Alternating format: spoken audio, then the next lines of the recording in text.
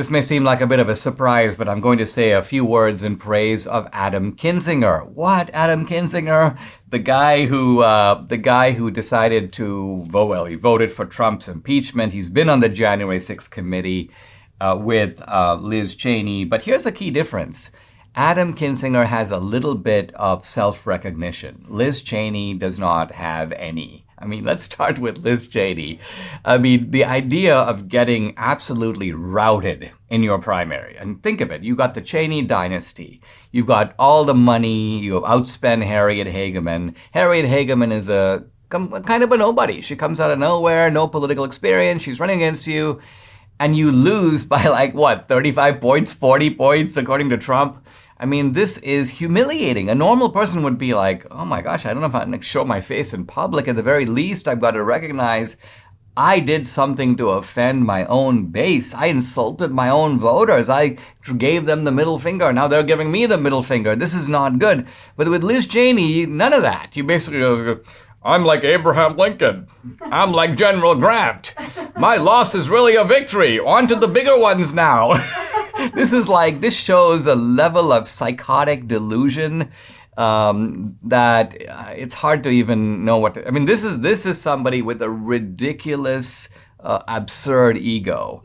And, I mean, politicians have big egos, but this is the limit. Now contrast this with Kinzinger, who I think at least recognizes that he got clobbered by Trump. In fact, he was asked, does he believe that he, quote, won in the feud with Trump?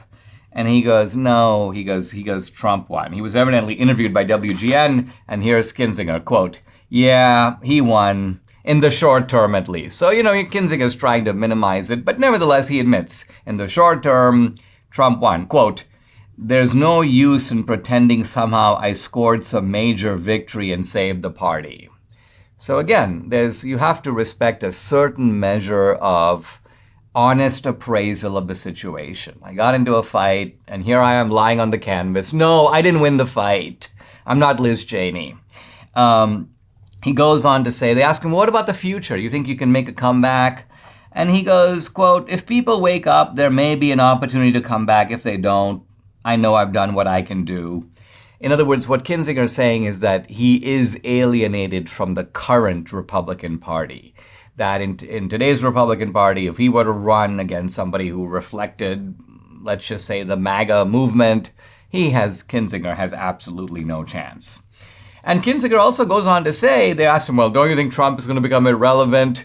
And Kinzinger goes, well, even after Trump is irrelevant, he goes, Trumpism won't be. Trumpism won't be.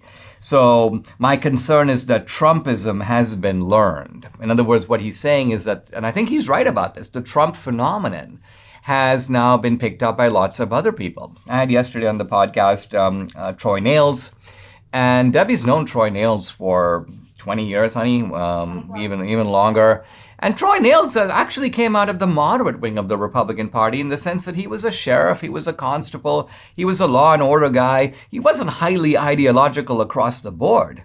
But here's a guy who's watched Trump, got to meet Trump, has seen the kind of Trumpian spirit, recognized that Trump did a lot of good when he was president, and so loves Trump. If you heard it yesterday, Troy was very bullish, if you will, on Trump, and believes that Trump is the leader of the party, and that Trump is also the future. That in 2024, he goes, look, there may be room for other people beyond that, but in 2024, it's Trump's GOP, was what Troy Nales had to say.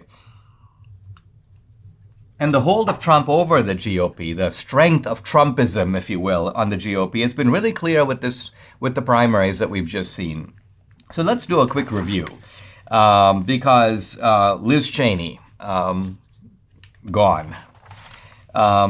Representative Jamie Herrera Butler in Washington State, she lost to Joe Kent, a Trumpster. Peter Mayer in Michigan, he lost. Tom Rice in South Carolina, he lost. These are all the people who voted for impeachment. Kinzinger decided not to seek re-election. John Katko of New York will not seek re-election. Fred Upton of Michigan announced his retirement. He won't seek re-election. Anthony Gonzalez of Ohio will not seek re-election. So really, only two guys who voted for impeachment. One of them was David Valadao of California. Now, interestingly, David Valadao of California is a Army vet, and Trump has not campaigned against him. Trump campaigned against a number of the guys who voted to impeach him, but he sort of left this Valadao guy alone, and Valadao won his primary. The guy that Trump did denounce, but won his primary nevertheless, is Dan Newhouse in Washington State. So Trump's record in terms of people who voted for his impeachment is a massive 8 out of 10. I mean, what makes this even more startling is that let's remember that the 10 are incumbents. They have all the advantages of incumbency. It's not easy to defeat incumbents. They're actually rarely defeated, let alone in primaries where they're challenged within their own party. But such is the impact of Trump. And the left makes it seem like it's some sort of cult of Trump the individual. But I think this is here where Kinzinger is actually more insightful. The problem, or it's not a problem, it's actually the explanation, isn't Trump so much as it is Trumpism.